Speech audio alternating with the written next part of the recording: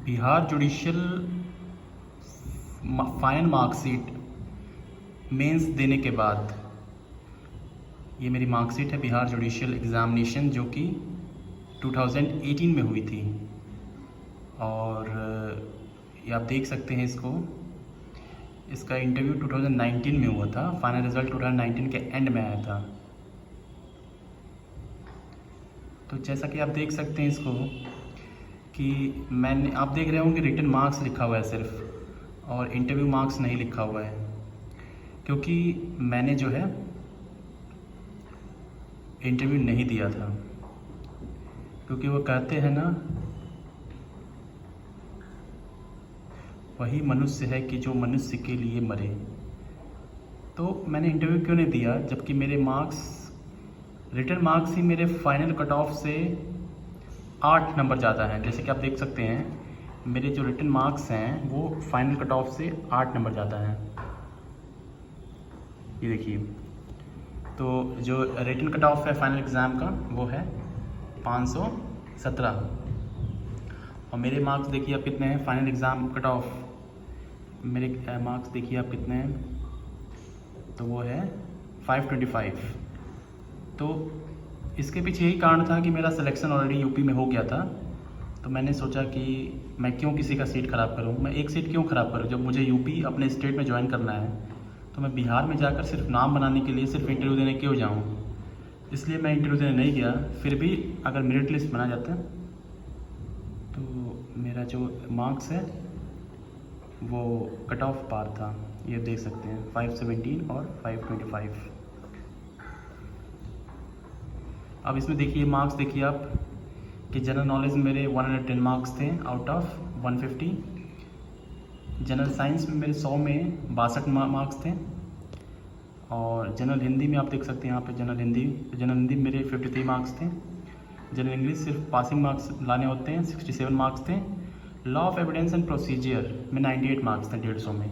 तो basically secret of mark क्या है, सीक्रेट क्या है स्कोर करने का? सीक्रेट यही है कि आपको सारे क्वेश्चन अटेम्प्ट करने हैं और आपको मैक्सिमम कॉम्प्रिहेंसिवली तरीके से लिखना है, और आपको ज़्यादा से ज़्यादा लिखने की कोशिश करनी है कि आप उस सब्जेक्ट पे अपनी जितना ज़्यादा नॉलेज दे सकें, जितने विविध आयामों से सोच सकें वो आप सोचना चाहिए। कॉन्स्टिट्यूशन लॉ में मैंने देखिए, कॉन्स्टिट्यूशन लॉ में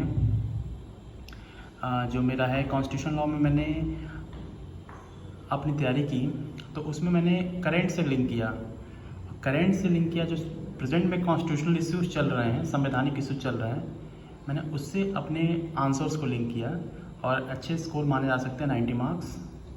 law of contract and torts में मैंने 85 मार्क्स स्कोर किया, जो कि कम माने जा सकते हैं। और कमर्शियल लॉ में मेरे 80 मार्क्स हैं, जो कि कम हैं। लेकिन एविडेंस एंड प्रोसीजर लॉ में मैंने सेक्शंस को थ्रेडबेयर एनालिसिस किया, उसका इवन कॉन्स्टिट्यूशनल प्रोविजंस भी लिखा। जैसे मैंने आपको पिछले वीडियो में एक वीडियो में बताया हूँ कि आंसर राइटिंग समय आप उसको विभिन्न आयामों से लिंक करिए, ठीक है। एविडेंस को आप आईपीसी से लिंक करिए, आईपीसी को आप सीआरपीसी से लिंक करिए, सीआरपीसी को आप मतलब इंटरलिंकिंग ऑफ सब्जेक्ट कॉन्स्टिट्यूशन से लिंक करिए। तो इस तरह आप पाएंगे कि आपका इंटरलिंकिंग करने से आपका जो मल्टी डायमेंशनल आंसर होता है ना, वो आपको बहुत ही अच्छे मार्क्स फैचअप करता है। जनरल नॉलेज में 110 मार्क्स, और उसके लिए आपको कम्प्रिहेंसिवली तैयारी करनी पड़ेगी। लूसेंट का अच्छे तरीके से ज्ञान होना चाहिए। बिहार जुडिशियल में लूसेंट के लिए अच्छे तरीके से ज्ञान होना चाहिए। इवन आपको बिहार से रिलेटेड कुछ क्वेश्चंस आते हैं 10 मार्क्स के, जिसमें आपको थ्योरेटिकल आंसर लिखना होता है। तो इसके लिए आपको बिहार के बारे में बेसिक आइडिया होना चाहिए, उसकी ज्योग्राफी के बारे में, उसके पॉलिटी के बारे में। जनरल साइंस में आपको क्लास 10th लेवल की नया साइंस चाहिए। आपको रीजनिंग क्वेश्चंस आते हैं कि ये क्यों होता है, ये क्यों होता है। तो रीजनिंग आपकी मजबूत होनी चाहिए साइंस में, ठीक है। हिंदी और इंग्लिश तो आपकी क्वालिफाइंग होती है। एविडेंस एंड प्रोसीजर लॉ में आप मान सकते हैं कि अगर आप बेयर एक्ट को अच्छे से पढ़ें, और जैन की किताब आती है इंग्लिश मीडियम वालों के लिए, जो जैन की AK जैन की किताब आती है, उसमें समरी फॉर्म में दिया होता है, मैंने वहीं से किया। और आप लोग समरी फॉर्म में कोई भी गाइड बुक ले सकते हैं, जिससे कि आप लास्ट टाइम में रिवीजन कर सकें। कॉन्स्टिट्यूशनल एडमिन लॉ के लिए मैंने दुक्की आती है, जैन की दुक्की आती है, उससे मैंने पढ़ाई की।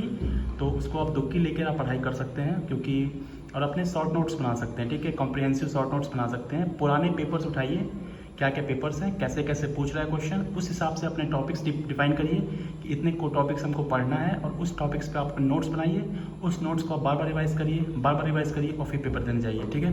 कॉन्ट्रैक्ट एंड टॉर्ट्स में आपको बेयर एक्ट पूरा पढ़ना होता है अच्छे से, और टॉर्ट्स में बेसिक कॉन्सेप्ट्स ही आते हैं, जैसे रिलायंट वर्सेस फ्लेचर हो गया, नेग्लिजेंस हो गया, ठीक है।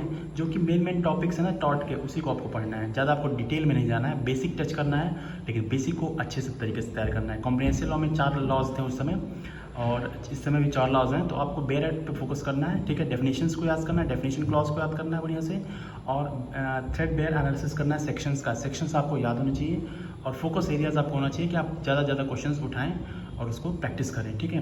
इस प्रकार आप देखते हैं कि 525 मार्क्स एक बार और देख लीजिए। यहाँ पे आपका फाइनल एग्ज़ाम में कट ऑफ है 517, लेकिन मेरे रिटन मार्क्स में कट ऑफ जो पार हो गए हैं वो 525 बिना इंटरव्यू दिए। और मैंने आपको बताया कि मैंने इंटरव्यू क्यों नहीं दिया, क्योंकि मेरा ऑलरेडी सिलेक्शन यूपी में हो गया था और मैं नहीं चाहता था कि किसी का सीट ख़राब हो। फिर भी मेरे मार्क्स जो थे काफ़ी अच्छे थे, और मैंने फाइनल एग्ज़ाम के कट ऑफ से मैंने 8 नंबर ज़्यादा प्राप्त किया। अगर रिटन एग्ज़ाम का कट ऑफ था वो 440 था, तो 440 से मेरे 85 मार्क्स ज़्यादा थे कट ऑफ। मेरे रिटन मार्क्स जो थे वो रिटन कट ऑफ से 85 मार्क्स ज़्यादा थे, और 85 मार्क्स ज़्यादा थे, ठीक है। तो इसलिए आप अगर प्रैक्टिस करेंगे, क्वेश्चन आंसर राइटिंग खूब से प्रैक्टिस करेंगे, तो आपको भी इसी तरह की मार्कशीट आपको देखने को मिलेगी। धन्यवाद। All the best for your Bihar judicial examinations.